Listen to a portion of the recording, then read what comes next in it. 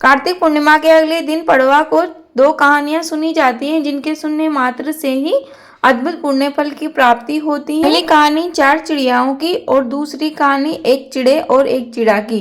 दोनों ही कहानियां बहुत सुंदर है। तो चलिए शुरू करते हैं। उससे पहले आपसे एक अनुरोध है, यदि आप हमारे चैनल पर नए हो तो प्लीज चैनल को सब्सक्राइब कर लीजिए। 4 चिड़ियाएं थी। उन चारों चिड़ियाओं में गहरी मित्रता थी। वह एक पेड़ पर रहा करती थी।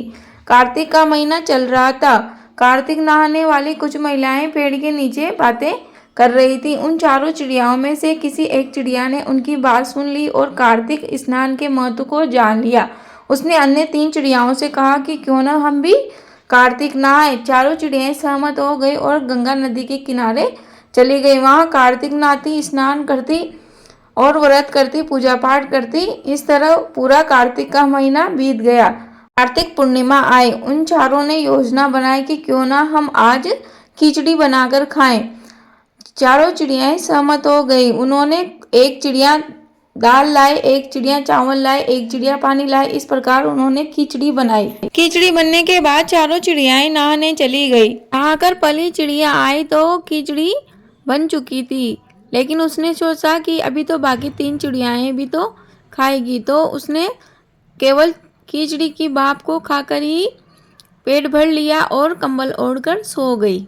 दूसरी चिड़िया आई तो उसने भी यही सोचा कि बाकी की 2 चिड़िया आएगी, वह भी तो खिचड़ी खाएगी, तो वह खिचड़ी का पानी पीकर कंबल ओढ़कर सो गई। इस तरह तीसरी चिड़िया आई तो उसने सोचा कि 2 चिड़िया तो सोई हुई है, अभी एक चिड़िया और आनी बाकी है, तो क्यों ना मैं खिचड़ी ही खा लूँ। तो तीसरी चिड़िया ने पूरी खिचड़ी खाई और वह सो गई। चौथी चिड़िया आई तो उसे कुछ भी नहीं मिला, उसे केवल खिचड़ी की खुरचन मिली, तो वह खिचड़ी की खुरचन खाकर ही सो गई। इस तरह अगले दिन प्राकृतिक आपदा के कारण चारों चिड़ियाएं मर गई। अगले जन्म में जिस चिड़िया ने भाप खाई थी, उसका अगला जन्म राजा के घर हुआ और वह राजकुमारी बनी। जिस चिड़िया ने खिचड़ी का पानी पिया था, वह कुम्हार के घर पैदा हुई और कुम्हार की बेटी बनी। तीसरी चिड़िया जिसने पूरी खिचड़ी खाई थी, वह ब्राह्मण के घर पैदा हुई और ब्राह्मण की पुत्री बनी। चौथी चिड़िया जिसने खिचड़ी की खुरचन खाई थी, वह हथनी बनी। इस प्रकार से कुम्हार की बेटी राजमहल में दासी बनी, ब्राह्मण की बेटी राजकुमारी की सहेली बनी, वह हथनी को भी राजमहल में ही बांधा गया। इस प्रकार से वह चारों वहाँ राजमहल में रहने लगी। राजकुमारी को अपने भक्तिभाव की वजह से पिछले जन्म की सारी बातें याद थी। अब राजकुमारी शादी के लायक हुई और उसका विवाह हुआ। का समय आया तो राजकुमारी बोली कि मैं अपने साथ अपनी सहेली व दासी और इस हथनी को भी लेके जाऊंगी। तो राजकुमार ने कहा कि ये कैसी बात हुई, लेकिन राजकुमारी ने जिद पकड़ ली। तो राजकुमार उन तीनों को साथ में ले जाने के लिए राजी हो गया।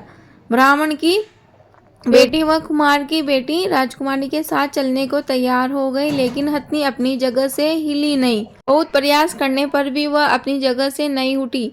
तब राजकुमारी ने जाकर उसके कान में धीरे से पिछले जन्म की सारी बात बता दी। इतने में वह हथनी चलने को तैयार हो गई और अपनी जगह से उठकर चलने लगी। इतने में राजकुमार राजकुमारी के पास आया और बोला कि तू तो जादूगरनी है, बता तूने क्या कहा इसके कान में जो यह अचानक से चलने को तैयार हो गई। ऐसा कहते हुए राजकुमार ने अपने म्यान में से तलवार निकाल दी और बोला कि अगर तूने नहीं बताया तो मैं अभी यहीं तुम्हारी गर्दन काट दूंगा। इतने में राजकुमारी बोली कि हम पिछले जन्म में चारों सहेलियां ही थी और चिड़िया के रूप में थी। हम चारों ने साथ में कार्तिक स्नान किया था और उसी के प्रभाव से हमें यह जीवन मिला है। यह बात सुनकर राजकुमार बोला कि कार्तिक स्नान का इतना अधिक महत्व है क्या। राजकुमार ने निश्चय किया कि अब से हम दोनों भी कार्तिक स्नान करेंगे और राजकुमार और राजकुमारी कार्तिक स्नान करने लगे। उन्होंने खूब दान धर्म किया। मृत्यु के पश्चात उन्हें वैकुंठ में वास मिला। थी 4 चिड़ियाओं की कहानी। अब सुनते हैं चिड़ा और चिड़ी की कहानी। सबसे पहले दोस्तों, यदि आपको कहानी अच्छी लगी हो तो प्लीज वीडियो को लाइक कर दीजिए। एक चिड़ा और चिड़ी थे। एक पेड़ पर दोनों साथ में रहा करते थे। चिड़िया बहुत धार्मिक थी। वह भगवान की भक्ति में हमेशा ही लीन रहती थी। वह व्रत उपवास करती थी। चिड़ा को यह बात बिल्कुल भी पसंद नहीं थी। वह खुद तो कुछ नहीं करता था, लेकिन चिड़िया से भी मना किया करता था और चिड़िया से बहुत चिढ़ता था। कार्तिक का महीना आया। चिड़िया ने चिड़े से कहा कि क्यों ना हम दोनों कार्तिक स्नान करें। चिड़ा पहले तो मना करता है लेकिन बाद में वह मान जाता है। चिड़ा बहुत ही चातुर और चालाक होता है और चिड़िया बेचारी भोली भाली सीधी सादी होती है। उन्होंने गंगा किनारे कार्तिक स्नान किया और कार्तिक महीना पूरा बीत गया। कार्तिक पूर्णिमा आई। उस दिन उन्हें खाने के लिए कुछ भी नहीं मिला। वह दोनों भोजन के लिए इधर उधर भटकते रहे लेकिन उन्हें कुछ भी नहीं मिला। वह भोजन की तलाश में उड़ते उड़ते अपने बहुत दूर निकल गए, जहाँ उन्हें एक मकान दिखाई दिया। उस मकान के आंगन में एक बर्तन में चावल और एक बर्तन में दाल सूखी हुई थी। चिड़ा चिड़ी वहाँ गए और चिड़ा ने चिड़िया से कहा कि क्यों ना हम आज दाल चावल की खिचड़ी बनाकर खाते हैं। यहाँ पर हमें दाल भी मिल गई और चावल भी मिल गए। चिड़िया ने कहा कि अच्छा ठीक है। चिड़िया ने अपनी चोंच में थोड़े से चावल भरे और चिड़ा ने थोड़ी सी दाल भरी। इस तरह वह वहाँ से दाल चावल लेकर अपने जिस पेड़ पर वह रहते थे उसके नीचे आ गए और वहाँ पर खिचड़ी चढ़ा दी। कौवा बहुत बुक्कड़, शातिर, चालाक और बेईमान था। उसने खिचड़ी बनती देख सोचा कि इतनी सी खिचड़ी से तो मेरा पेट ही नहीं भरेगा। क्यों ना मैं चिड़िया को यहाँ से कहीं दूर भेज दूँ और इस खिचड़ी को मैं ही खा लूँ। उसने एक योजना बनाई। वह चिड़िया से बोला कि पहले हम दोनों नहा आते हैं, उसके बाद में खिचड़ी खाएंगे। मैं पहले नहा आता हूँ और तुम इस खिचड़ी की रखवाली कर लो, वरना अन्य जानवर आकर इसको खा जाएंगे। चिड़िया बेचारी भोली भाली थी। वह वहाँ बैठ गई और रखवाली करने लगी।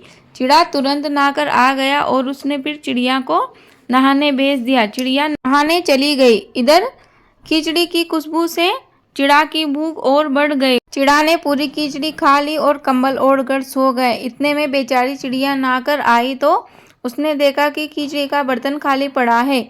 उसे बहुत गुस्सा आया। उसे भी बहुत भूख लगी हुई थी। चिड़िया ने चिड़े के कंबल को खींचा और उसे उठाया और गुस्से से बोली कि तुमने मेरे पहले ही सारी खिचड़ी खा ली ना। चिड़ा भोला भाला बना और मासूम सा बनकर बोला कि मुझे तो नहीं पता कि यह खिचड़ी किसने खाई, अन्य आ गए होंगे, मैंने तो नहीं खाई।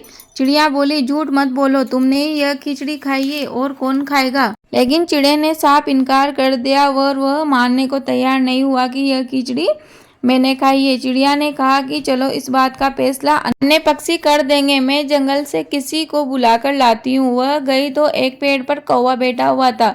उसने कौवे को सारी बात बताई और कौवे को लेकर आई। तब कौवे ने कहा कि इस बात का फैसला अभी हो जाएगा कि खिचड़ी किसने खाई है। मैं इस पेड़ की टहनी पर यह कच्चे सूत की डोरी डालता हूँ, तुम बारी बारी से इस पे लटकना। जिसके लटकने से यह सूत टूट जाएगा उसी ने यह खिचड़ी खाई है। चिड़िया मान गया। वह बोला कि चिड़िया पहले तुम लटको। चिड़िया ने 2 दिन से कुछ नहीं खाया था, इसी वजह से उसमें वजन भी कम हो गया था। चिड़िया उस सूत की डोर पर लटक गई। वह सूत नहीं टूटा। फिर चिड़े की बारी आई। पहले तो चिड़ा हिचकिचाया लेकिन वह लटका। उसके लटकते ही वह सूत टूट गया। क्योंकि चिड़े ने भरपेट खिचड़ी खाई थी, इसकी वजह से उसका वजन बढ़ गया था। कौवे ने कहा कि हो गया फैसला, चिड़े तुमने ही यह खिचड़ी खाई। चिड़ा बहुत शर्मिंदा हुआ और क्षमा मांगने लगा। कुछ समय बाद चिड़ा और चिड़ी दोनों की मृत्यु हो गई। अगले जन्म में चिड़िया का जन्म राजा के घर में हुआ और वह राजकुमारी बनी। वहीं चिड़ा अगले जन्म में गधा बना। यह कथा यहीं समाप्त होती है। बोलो कार्तिक के भगवान की जय। बोलो कार्तिक के ठाकुर की जय। कार्तिक का जैसा फल चिड़ी को मिला वैसा फल सभी को मिले। कहानी अधूरी रही हो तो पूरी कर जो, पूरी होगी हो तो मान कर जो। मुझे उम्मीद है कहानी आपको अवश्य ही पसंद आई होगी। प्लीज वीडियो को लाइक करें, कमेंट बॉक्स में जय श्री राम लिखे। आपका दिन शुभ हो। धन्यवाद।